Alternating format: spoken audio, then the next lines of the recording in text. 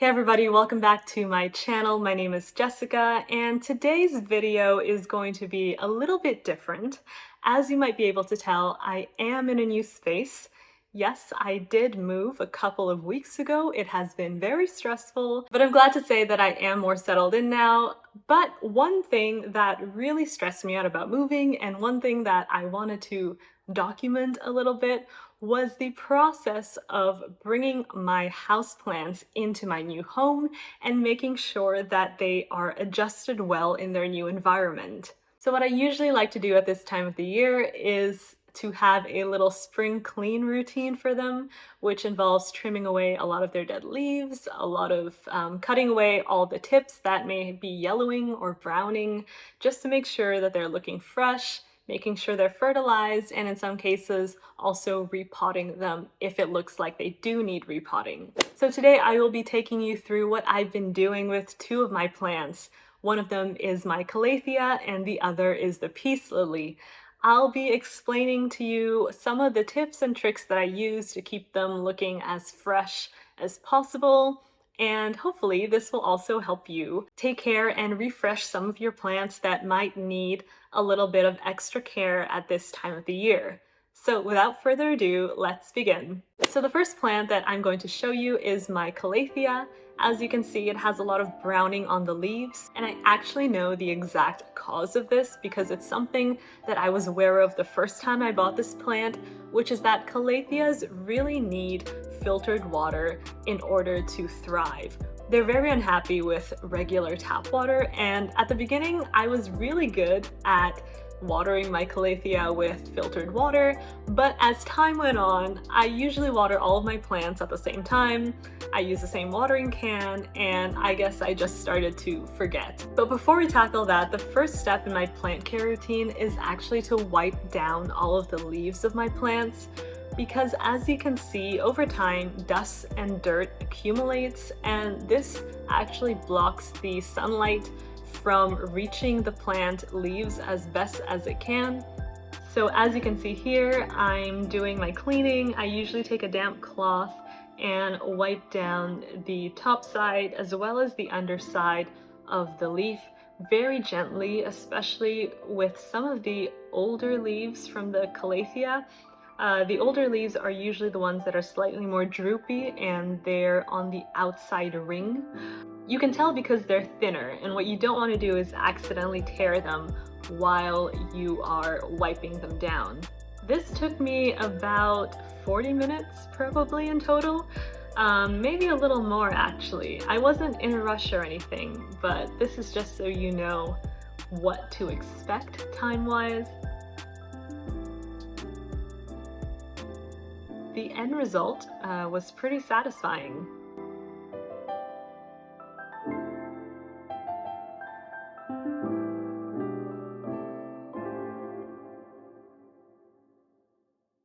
So to take care of those round edges, as I mentioned earlier, what I did was use a pair of regular scissors. I didn't have any gardening scissors at home, so I just used some kitchen scissors to cut around the brown areas very carefully. And it's good to leave a little bit of space between where the brown area is and where the green part of the leaf still remains. I also tried to follow the natural curve of the leaf and its natural shape. This might take a little bit of practice if you haven't done this before. It takes a little bit of patience, I would say, if you really do want your leaf to look like its natural shape. And if you don't care and if you just want to trim off those brown edges, then that's totally fine as well. I also trimmed away some of the older leaves that were drooping and sagging. You can tell with Calatheas because they're meant to rise at night and they will fall back down a little bit during the day, but if they're not rising at night at all, then it might just mean that they are a little bit old, and you can trim them away if you'd like because they might actually hamper the growth.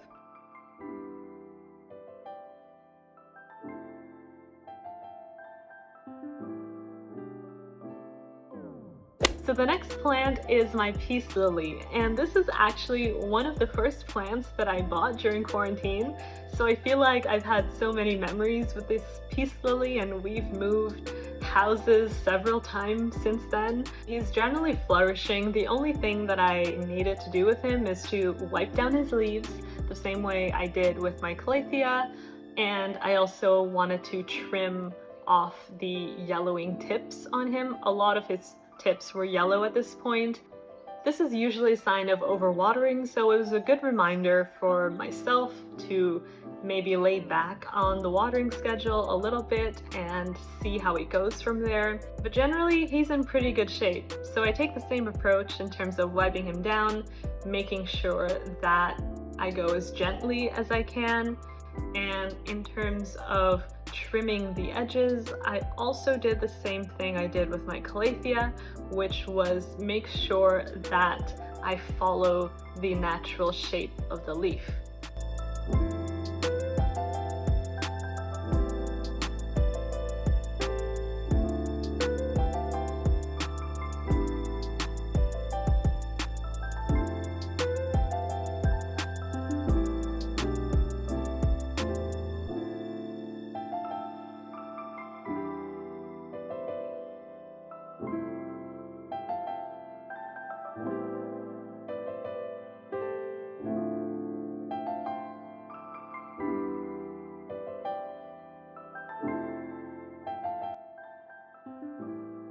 This probably took me an hour in total, but the results were so worth it. I was so happy to see it glow in the sunlight because you can really see once the leaves are clean, once the dust is all gone, and once the tips have all been trimmed, it just looks like a newer and fresher plant.